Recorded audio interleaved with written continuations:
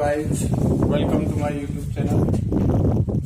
आज एडवर्टाइजमेंट का चौथा प्रकार हम पढ़ेंगे, जो होता है जॉब वैकेंसी।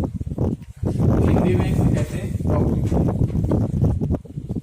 इस प्रकार के विज्ञापनों को हम दो शीर्षकों के अंतर्गत प्रकाशित करवाते हैं। पहला है सिचुएशन वैकेंट।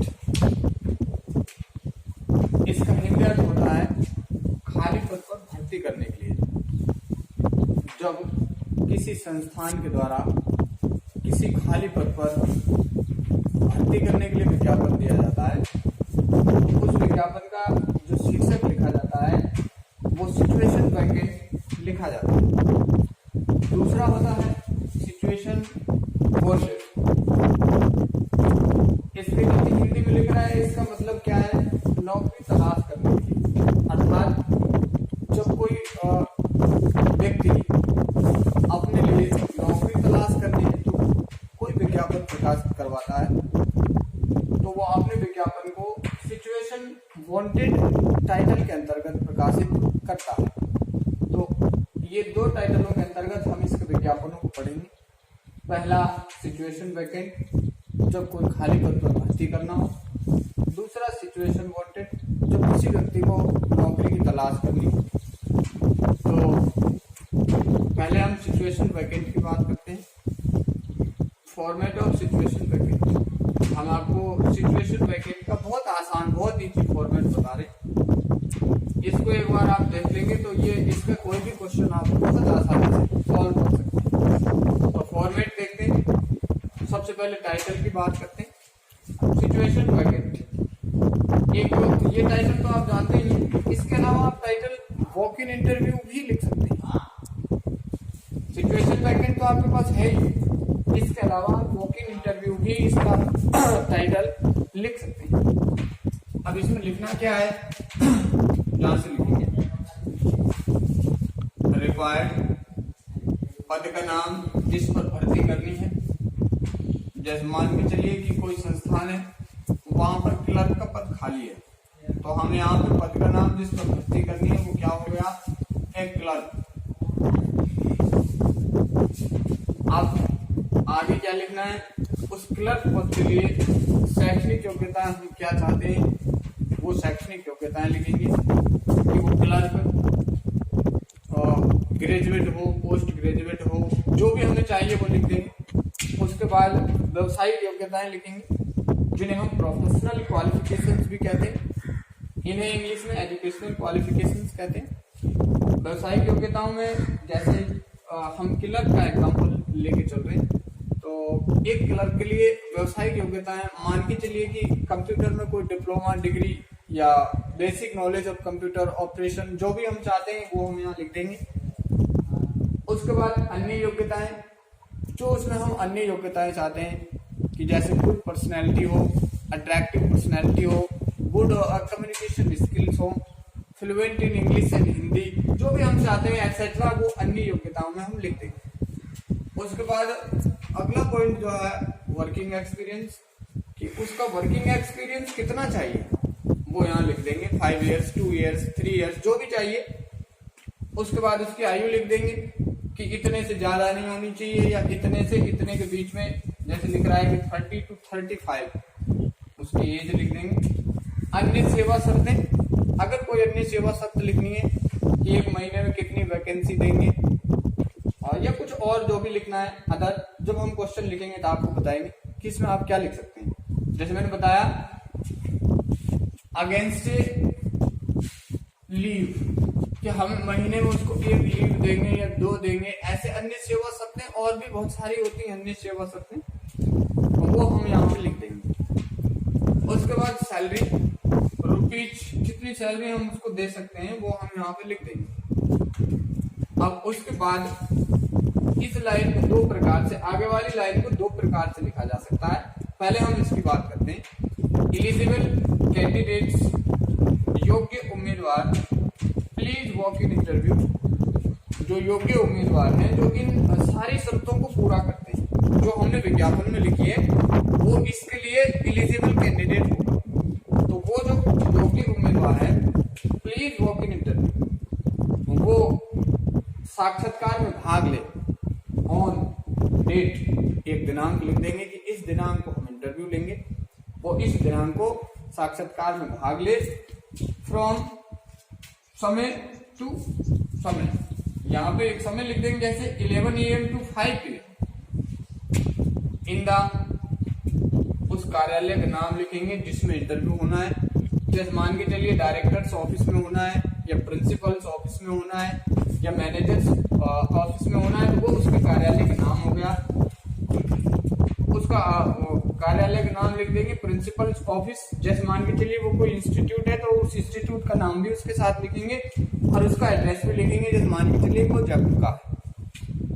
दूसरी तरीके से भी इसको लिखा जा सकता है, वो इस तरीके से लिख सकते हैं आप, एलिजिबल कैंडिडेट्स, उसके बाद इस लाइन को हटा के इस तरीके से लिखेंगे अप्लाई टू द, योग्य उम्मीदवार आवेदन करें। अधिकारी का पदनाम लिख देंगे। जैसे मान के चलिए हमने लिख दिया मैनेजर, मैनेजर को आवेदन करना है टू द मैनेजर, और उसके बाद उस मैनेजर के कार्यालय का नाम लिखेंगे। जैसे हमने लिख दिया HDFC बैंक और उसका एड्रेस लिखेंगे। तो ये दो तरीके से इस लाइन को आप इस तरीके से अपनी सुविधा के अनुसार, जो आपको अच्छा लगे, जो आपको आसान लगे, इस तरीके से आप इसको लिख सकते हैं। तो ये पूरा आपका इसका फॉर्मेट हो गया। अब मैं आपको इसका एक क्वेश्चन बताऊंगा। अभी हमने बात केवल सिचुएशन वैकेंट की है, सिचुएशन वांटेड की हम इसके आगे बात करेंगे, उसका फॉर्मेट अलग बताएंगे आपको, और तो टेंशन लेने की आवश्यकता नहीं है। अभी केवल इस पर ध्यान फोकस कीजिए अपना, और अभी इसका हम आपको क्वेश्चन बताएंगे। Welcome back guys.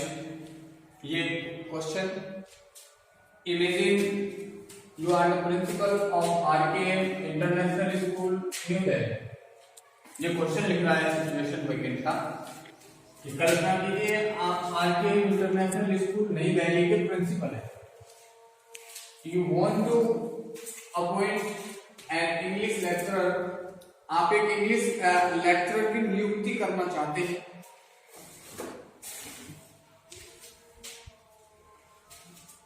ये पोस्ट हुई जिस पर भर्ती करना है, जिसको इंग्लिश लेक्चरर। उसकी शैक्षणिक योग्यता लिख रही है he must be M English, वो इंग्लिश से एम होना चाहिए, BEd होना चाहिए। ये शैक्षणिक योग्यताएं लिखी हुई है क्वेश्चन में। आगे लिख रहा है ड्राफ्ट एडवर्टाइजमेंट, एक विज्ञापन बनाइए। और वॉक इन इंटरव्यू, जिसे वॉक इन इंटरव्यू से कॉलम में प्रकाशित करना है। To be published in the local daily newspaper, स्थानीय दैनिक अखबार के वॉक इन इंटरव्यू कॉलम में जिसे प्रकाशित करना है। तो ये हमारा क्वेश्चन हो गया। हमें खाली पद पर भर्ती करने के लिए विज्ञापन देना है, तो हमारा टाइटल होगा सिचुएशन वैकेंट। आप सिचुएशन वैकेंट की जगह वॉक इन इंटरव्यू भी लिख सकते हैं। अब हमारे फॉर्मेट के अनुसार हम इसको सॉल्व करेंगे। रिक्वायर्ड, पद का नाम लिखेंगे जिस पद की आवश्यकता है, ए लेक्चरर इन इंग्लिश, ये पद का नाम हो गया। उसके बाद उसकी शैक्षणिक योग्यताएं लिखेंगे। The candidate must B MA, जो उम्मीदवार है वो एमए होना चाहिए, कोष्टक में लिख रहा है इंग्लिश से। BEd भी होना चाहिए, क्वेश्चन में लिखा है।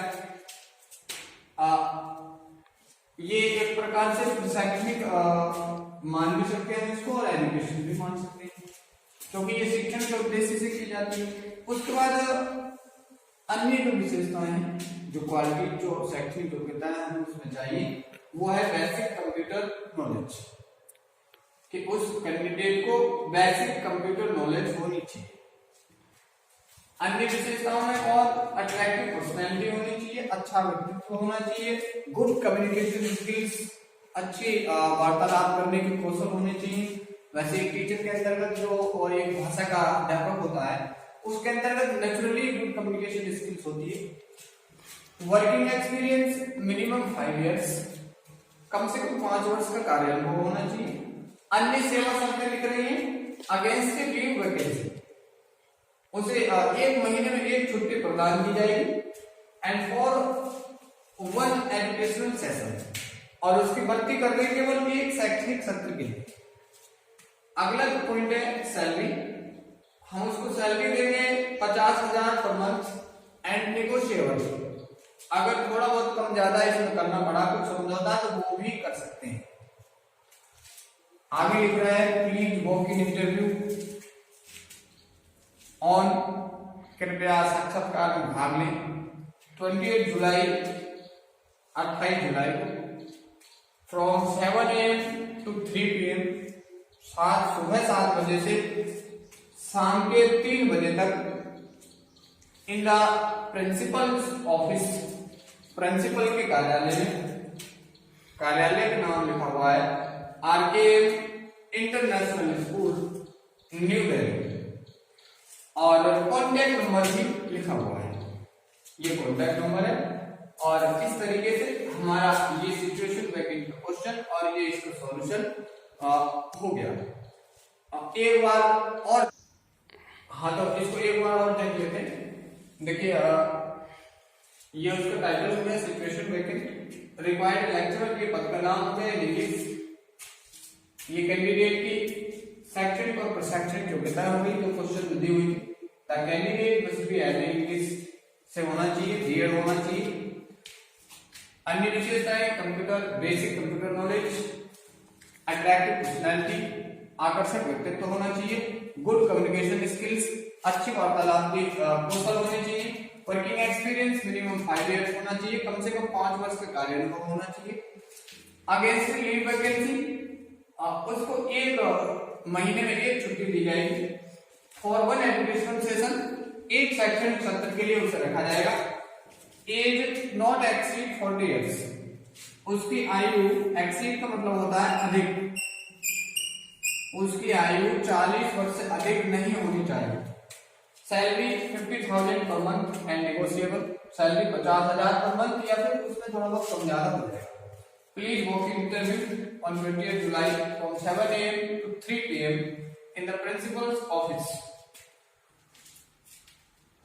Please walk in interview, कृपया करके साक्षात्कार में भाग लें 28 जुलाई 28 जुलाई को 7 AM से 3 PM तक in the principal's office, principal के ऑफिस में। ये ऑफिस का address RKM international school new Delhi, ये कॉन्टैक्ट नंबर। अब इसमें थोड़ा सा कंफ्यूज होने की आपको आवश्यकता नहीं है। हमने इसमें लिखा था eligible candidates walk in interview format में, आप ऐसे लिखना चाहते हैं तो आप ऐसे भी लिख सकते हैं, इसमें और उसमें कोई अंतर नहीं है, एक ही भावार्थ है। तो आप ये मत सोचना फॉर्मेट में लिखा हुआ था eligible candidates please walk in interview, ऐसे भी लिख सकते हैं आप, और इस तरीके से भी आप लिख सकते हैं, इसमें कोई प्रॉब्लम नहीं है। तो मुझे मैं समझता हूँ कि अभी आपको बहुत आसानी से समझ में आ गया हो।